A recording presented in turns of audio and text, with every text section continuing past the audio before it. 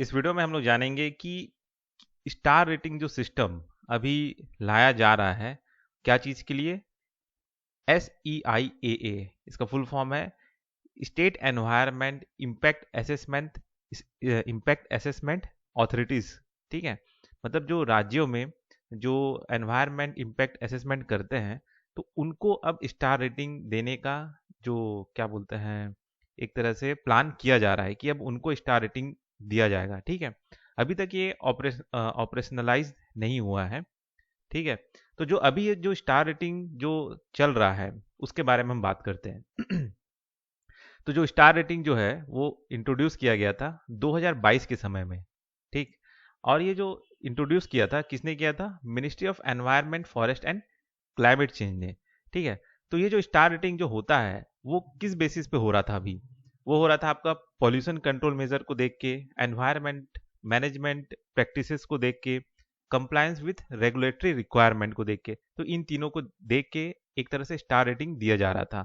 ठीक है, तो उस अभी जो दिया जा रहा है वो इंडस्ट्रीज को दिया जा रहा था, और ये जो अभी बात चल रहा है वो बात चल रहा है आपको स्टेट को। ठीक है, जो स्टेट में जो एनवायरनमेंट इम्पैक्ट असेसमेंट ऑथोरिटीज है उनको स्टार रेटिंग देने का बात किया जा रहा है। ठीक, तो जो ये इंडस्ट्रीज जो है उनको जो स्टार रेटिंग दिया जाता था, तो ये हर साल दिया जाता है ना?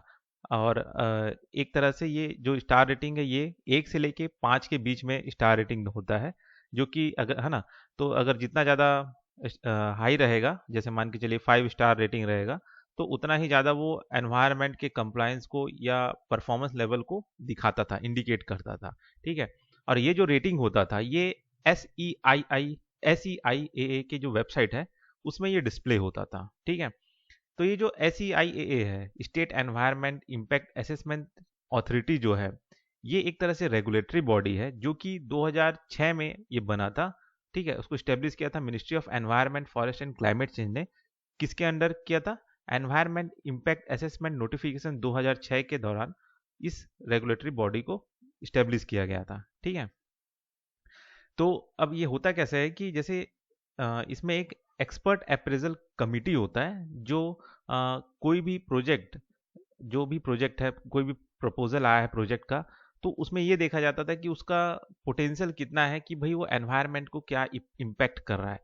उसको असेसमेंट करने का काम उसको एक तरह से ये एक्सपर्ट अप्रेजल कमिटी करता था। ठीक है, एक्सपर्ट अप्रेजल कमिटी फिर ये क्या करता था? एक्सपर्ट अप्रेजल कमिटी ये रिपोर्ट सौंप देता था EIAA को। ठीक है, अब उस बेसिस पे ये क्लियरेंस ग्रांट करता था। ठीक है, तो इस तरीके से आपका जो स्टार रेटिंग है वो काम करता था। अभी अभी जो ये प्रपोज किया गया है, ये जो भी नया तरह का स्टार रेटिंग है जो कि स्टेट को दिया जा रहा है, इससे होगा क्या? इससे ये होगा कि एक तरह से रैंक और इंसेंटिव्स मिलेंगे स्टेट्स को। ठीक है, कि भाई वो कितना क्विकली और इफिशिएंटली एनवायरमेंटल क्लियरेंस दे रहे हैं। साथ ही साथ एक तरह से इस रैंकिंग सिस्टम का एम ये भी है कि जो डिसीजन मेकिंग का जो इफिशिएंसी है उसको एंकरेज किया जाए। ठीक है, हाँ, ठीक, लेकिन जो रेगुलेटरी सेफगार्ड है उसको कॉम्प्रोमाइज किए बिना। ठीक है, तो ये इसका दूसरा एक एम है कि इस तरह का जो स्टार रेटिंग लाया जा रहा है।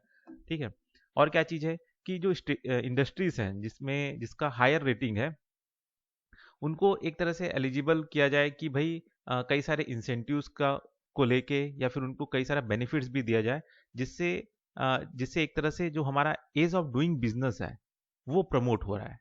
ठीक है, तो ये एक तरह से जो आपका स्टार रेटिंग सिस्टम लाया जा रहा है SEIAA के लिए, वो इसी चीज़ के लिए लाया जा रहा है। तो हो गया, बस इस टॉपिक में इतना ही है, फिर मिलते हैं नेक्स्ट वीडियो में।